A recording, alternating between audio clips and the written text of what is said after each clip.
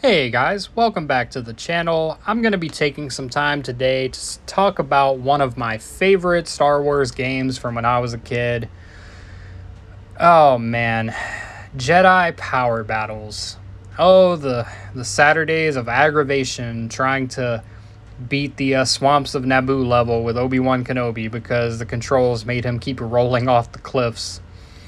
No, all jokes aside, man, I have a lot of nostalgic memories of this game, and I hope a lot of you guys do as well. Um, at a time period where the Phantom Menace had just come out, and we were getting to see these different Jedi and a whole different era of Star Wars. This was cool. This was a cool way to step into the Star Wars universe. Um, you play through the events of the movie, but you have a little bit of freedom with it as far as the character choices. Um, and you get to play as 5 playable Jedi. You could play as Mace Windu, Qui-Gon Jinn, Obi-Wan Kenobi, Plo Koon, or Adi Gallia. And one thing I thought was cool is that they all have different color lightsabers. Like even Mace Windu and Obi-Wan, like Mace Windu's is like a little bit lighter blue than Obi-Wan's. And I thought that was so cool because, they all have different fighting styles. They all have different force abilities. So it really kind of gave you a custom way to play. Now, for me personally, Plo Koon being my favorite Jedi, I loved playing as Plo Koon, but I could not beat the game as Plo Koon.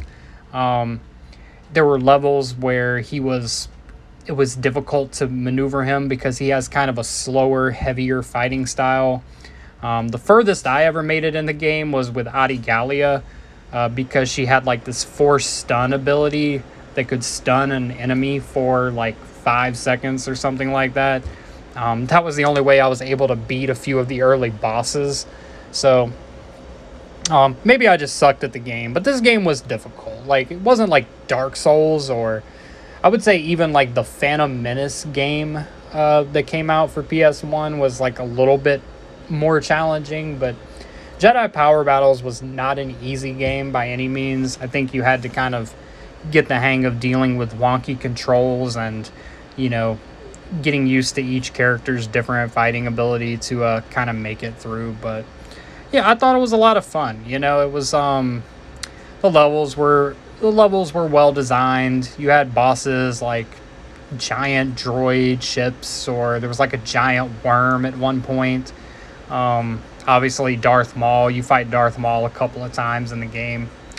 And the co-op, you could actually have a 2-player where you and another player could, be 2 Jedi and you're going through the level. And that was always a lot of fun. I would play with my dad, and we'd have moments where we would just die laughing because one of us would be in control of Obi-Wan, and he would kind of get locked into this rolling mechanism where he would like do like this side roll, and he'd always roll right off the cliff and die. And it was always hilarious because he was one of the more difficult characters to control anyway. And like I said, that little glitch where he would just get stuck in rolling was really frustrating to try to beat the game, but man, led for a lot of good laughs and a lot of good memories. So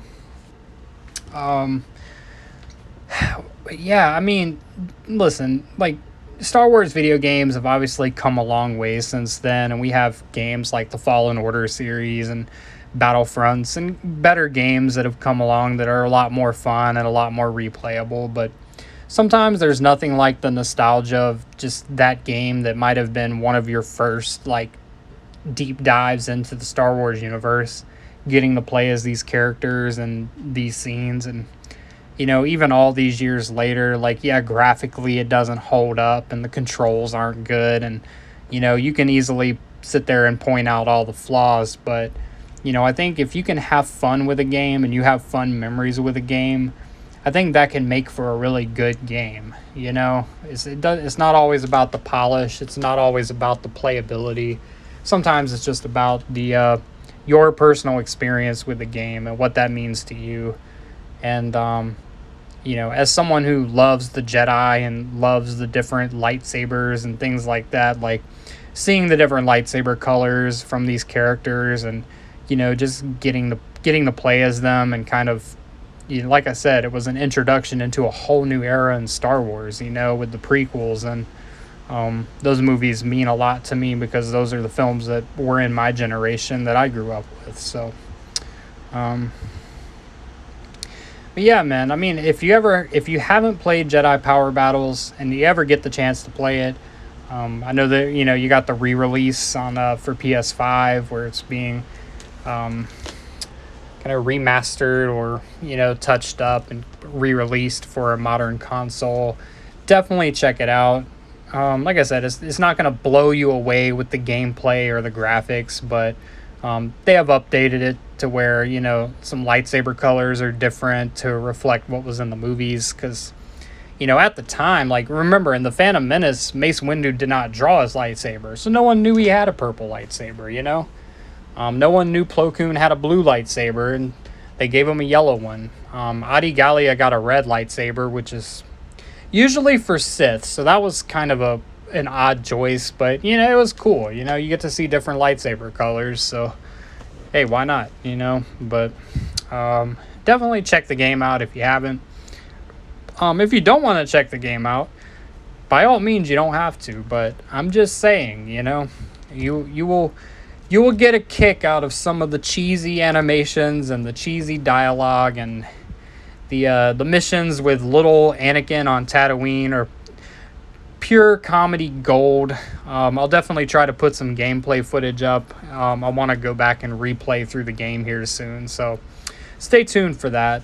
And that's all I got for you this time. I appreciate you watching the video. Hit that subscribe button. That would also be greatly appreciated.